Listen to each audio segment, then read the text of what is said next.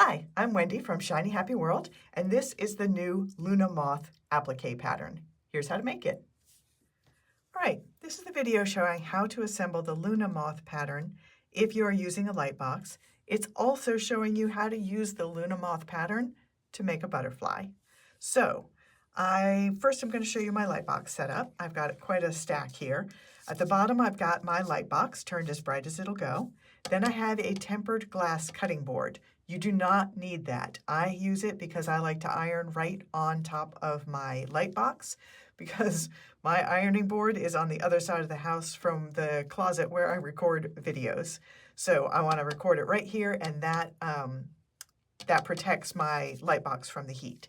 Then I've got my placement guide and a clear silicone sheet. I've got all of my pieces already prepared. That means that I have my template pieces on Heat and Bond Light or whatever brand of fusible adhesive you want to use. I use Heat and Bond Light. I fused it to the wrong side of the fabric, and then I cut it out on the solid line. You'll see a lot of dotted lines inside the pattern pieces. You can ignore those. Those are there as placement guides for people who are not using a light box, but you have a light box, so you can ignore all of those. All of the pieces are numbered. Those numbers tell you what piece is what, and they also tell you in what order you're going to lay the pieces down. So we are going to get started with piece number 1.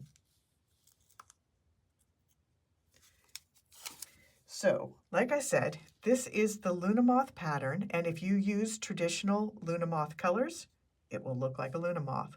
But one of the really fun things about moths and butterflies is that there's so many varieties, and you can have so much fun just coming up with your own fantasy moths and butterflies. So I wanted to show you that. So this is Luna Moth shaped, but the colors are completely made up to be butterfly-ish colors, although there are moths that are bright colors too. So now we're going to do the spots on the lower wings. Those were number 3 and 4. So we're going to peel the backing off of those.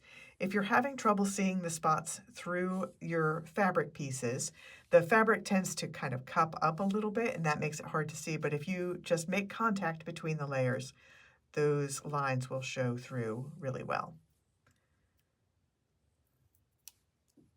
So there are my spots number 3 and 4. And now we're going to do the upper wings, 5 and 6.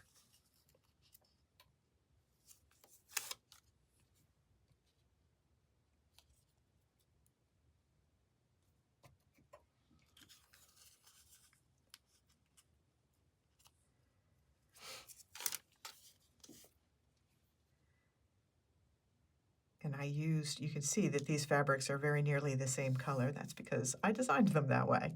So these are the fabrics that I designed for applique. And, that was a larger one. That should have been on the top. What did I do here? Yeah. Hang on a second. 7 and 8 are the smaller dots there on the top. 3 and 4 are the larger dots there on the bottom, and I messed up, and I mixed up my dots. So anyway, the fabric, I designed it especially for applique. I really like using these tone-on-tone prints, and I designed them using the same hues, but different patterns and different tints and shades so that they coordinate really well. So all of these fabrics that I'm using for this butterfly are from the farmer's market blenders that I've designed. So the pinks are the strawberry blenders, the purples are the eggplant blenders. So 9 and 10, I'm not going to do anything with yet. I'm going to go ahead and peel the backings off, but let me talk a little bit about moths and butterflies. Moths are usually not as bright a colors as butterflies, but not always. So that's the color and brightness isn't really a good indicator for deciding whether something is a moth or a butterfly.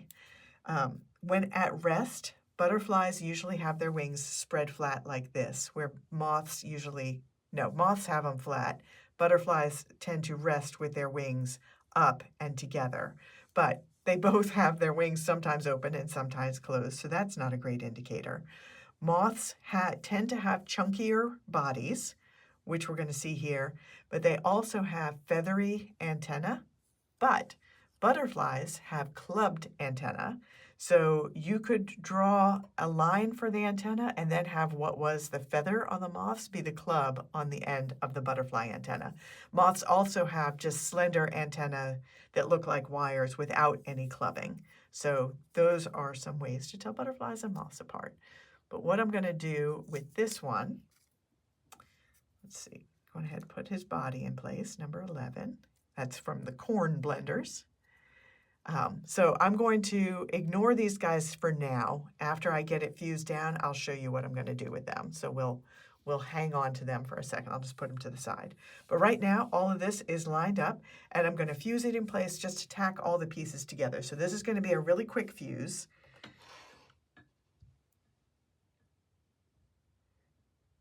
Just long enough to tack the pieces together, but that was not long enough for a permanent fuse. When you're doing your permanent fuse, you really do want to count and make sure you're doing as many seconds as the instructions tell you to.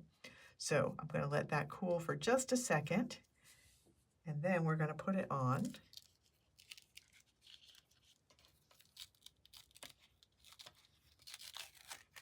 Peel that off so it is basically one big iron-on.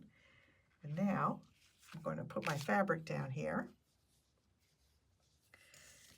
And I think for my moth quilt, I'm centering all of the pieces and making it look much more formal. But I think for my butterfly quilt, the butterfly versions, I'm going to tip them all sideways so that they look like they're fluttering around on the quilt. So I'll just have to make sure as I'm putting them together that about even numbers are angled right and angled left, just so that the quilt doesn't look out of balance when it's done.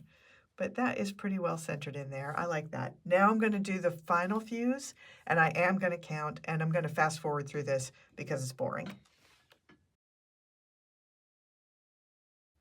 Okay, now I'm going to let that cool a little bit before I lift it up, but I'm going to draw in some antenna.